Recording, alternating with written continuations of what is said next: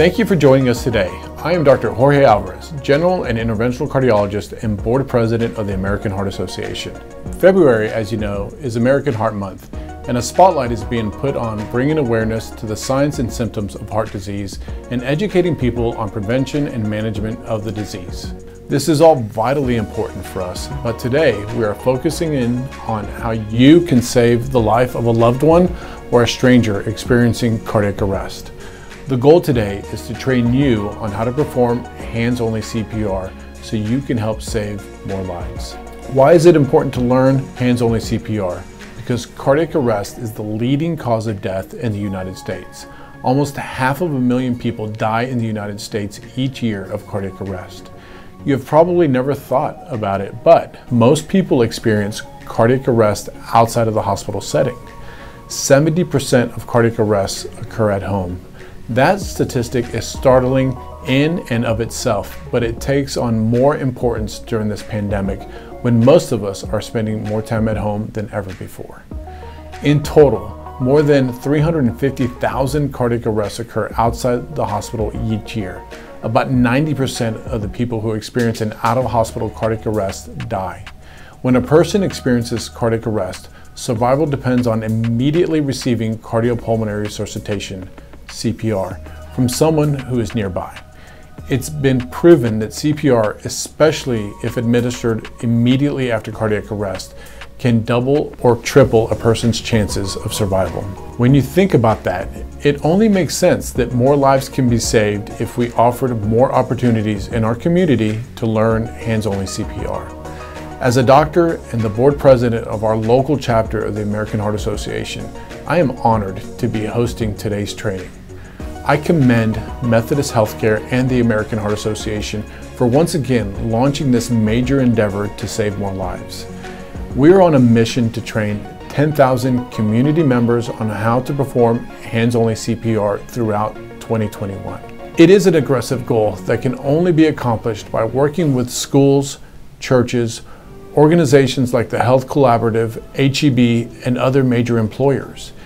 And we need you to learn and teach others. Methodist cares for over 85,000 heart patients a year.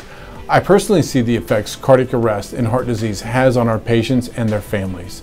The staff and physicians at Methodist are committed to work with the American Heart Association to meet our goal. In less than 10 minutes, our training video will teach you how to save a life. Please send questions you may have about hands-only CPR throughout this chat feature on Facebook. American Heart Association staff will answer questions as they receive them. As I said, we can only reach our goal of training 10,000 people through the help and support of others. Well, we have some star power today to help promote our efforts. Joining us are former NBA champion and San Antonio Spurs broadcaster Sean Elliott and his wife, registered dietitian, food blogger, and TV personality, Claudia Zapata Elliott. Sean and Claudia are big supporters of health and wellness, and we are blessed and honored to have them on board as Methodist Healthcare Ambassadors. Sean, Claudia, take it away. Thank you, Dr. Alvarez. We are honored to be here with all of you today. Thank you so much, Dr. Alvarez. What a pleasure it is. We're all here on a mission to help save lives, and it's truly our pleasure. Of course, none of us want to think about having to perform CPR on someone, but today is your chance to learn this life-saving technique so you are prepared if someone needs help. This training can have a long-lasting and meaningful impact for our entire community. Claudia and I are entering into our third year as ambassadors for Methodist Healthcare, and it's our pleasure to work together with Methodist to educate our community on how to lead healthier lifestyles. We have a history with Methodist. Sean received his kidney transplant in 1999 at Methodist Hospital Specialty and Transplant and continues to get his care with Methodist physicians. Over the past few years, we've been involved in a variety of activities that promote health and wellness. Last year, we also helped kick off Heart Month by hosting an in-person hands-only CPR event where we stood by Sarah Pinchback, a cardiac patient whose life was saved only because her husband performed hands-only CPR on her in their own home. We were so touched by Sarah's story that we learned hands-only CPR and taught others that day as we are on a mission to save lives. We are excited to start this year by once again supporting an initiative that will have such an impact on our community. The statistics tell us that 80% of cardiac arrests occur outside of a hospital setting.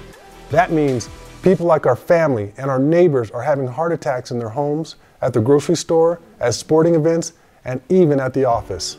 It was startling for us to learn that in San Antonio, only about 1/3 of our residents know how to perform hands-only CPR. So if you experience cardiac arrest, you only have about a 35% chance that someone will intervene with CPR when needed.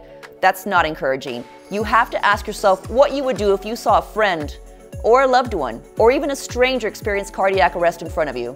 The video you're about to see explains hands-only CPR, describes when to perform hands-only CPR, answers questions about performing CPR during this pandemic, and goes through an actual training. It's a good use of 10 minutes, and there is some fun involved. You will hear the 2 steps of hands-only CPR.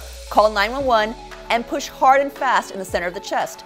People feel more confident performing hands-only CPR and are more likely to remember the correct rate of pumping on the chest when trained to the beat of a familiar song.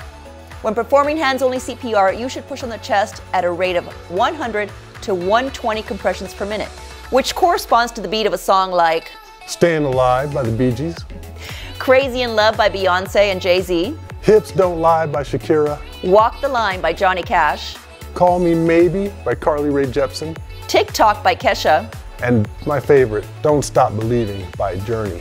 And there's another song that parents will be all too familiar with. Our nephew is obsessed with Baby Shark, and Baby Shark is also at 100 to 120 beats per minute, so it's perfect for remembering how many compressions you want to be using. We are here to encourage all of you to find your favorite song that will help you keep the beat and watch the video to be trained in hands-only CPR. Please help us reach our goal of training 10,000 people by sharing what you've learned. Send the hands-only CPR video to 5 people you know. Or 10. Or 10. Just log in to sahealth.com/heart and send the link to your friends and family. Thank you again for joining us in saving more lives. We're proud to present you with this virtual hands-only CPR training in partnership with the American Heart Association and Methodist Healthcare System. Our shared goal is to train 10,000 members of our community, so thank you for helping us get closer to our goal. The American Heart Association recommends hands-only CPR for teens and adults who suddenly collapse. By the end of this training, you will be able to share how to learn hands-only CPR by watching a fun 60-second video, talk about when to use hands-only CPR, and know what to do when you call 911. What is CPR? CPR stands for Cardiopulmonary Resuscitation. By pushing hard and fast on someone's chest, you are acting as their external heart. By doing so, you're helping to pump blood to the vital organs such as the brain. So what is hands-only CPR? Hands-only CPR is CPR without mouth-to-mouth breaths. It just takes 2 steps to save a life. Number 1, call 911. And 2, push hard and fast in the center of the chest at least 100 to 120 times per minute until the person responds or emergency personnel arrive. Hands-only CPR, CPR with just chest compressions, has been proven to be as effective as CPR with breaths in the first few minutes of an out-of-hospital sudden cardiac arrest. So what is cardiac arrest? When someone collapses and stops breathing, they are most likely in cardiac arrest. This is when the heart stops beating. Cardiac arrest is triggered by an electrical malfunction that causes the heart to have an irregular beat. When the heart doesn't beat, it cannot pump blood to the brain, lungs, and other vital organs. It may be abrupt and unexpected. It can happen to anyone at any time. Did you know that 7 out of 10 cardiac arrests occur at a home or residence? This means that the life you save may be a loved one. With all of us spending more time at home right now, this is more important than ever. How can you tell the difference between cardiac arrest versus a heart attack? A heart attack is a circulation problem. Blood flow to the heart is blocked. When a person is having a heart attack, they are usually talking to you, grabbing their arm, telling you where they are feeling discomfort. You do not need to administer CPR on a person that is having a heart attack. You just need to call 911 and get them to the hospital as soon as possible. Cardiac arrest is an electrical problem.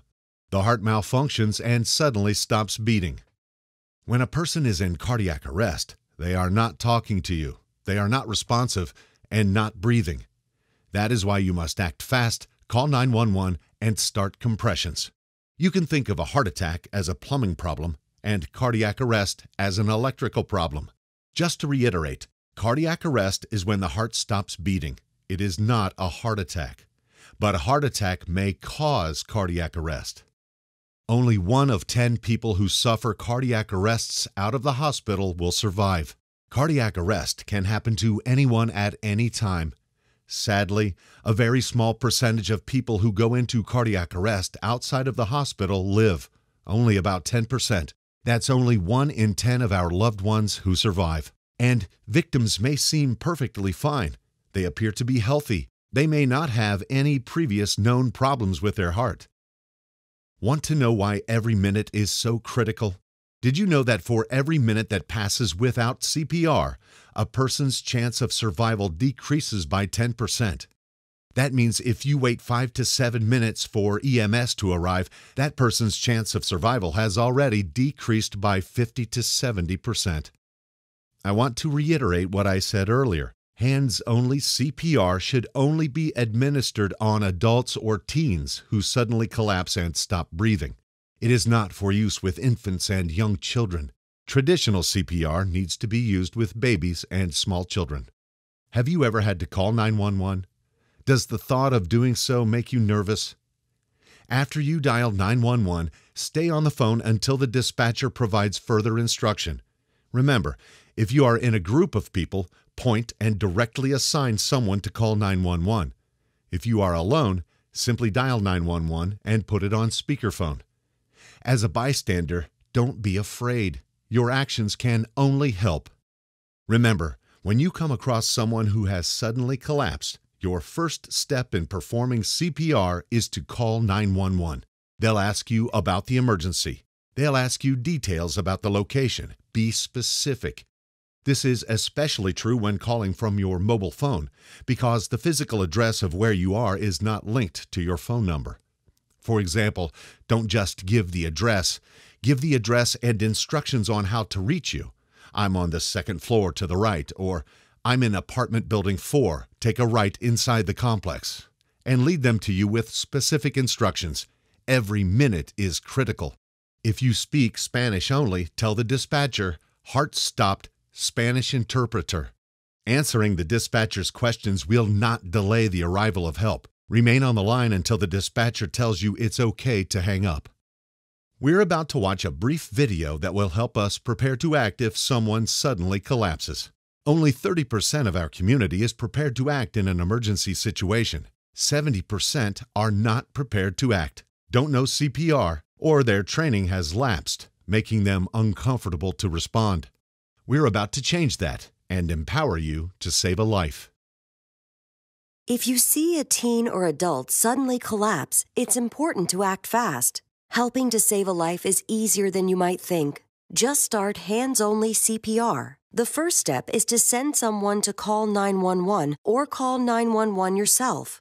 Then get directly over the victim. Put the heel of one hand in the center of the chest, then put your other hand on top of the first. Then push hard and fast in the center of the chest until help arrives. It's important to push, giving 100 to 120 compressions per minute, which is about the same tempo as the song Stayin' Alive. Let's hope you never have to use hands-only CPR. But if you see a teen or adult suddenly collapse, don't be afraid to try it. Remember, call 911, then push hard and fast in the center of the chest until help arrives. Your actions can help save a life.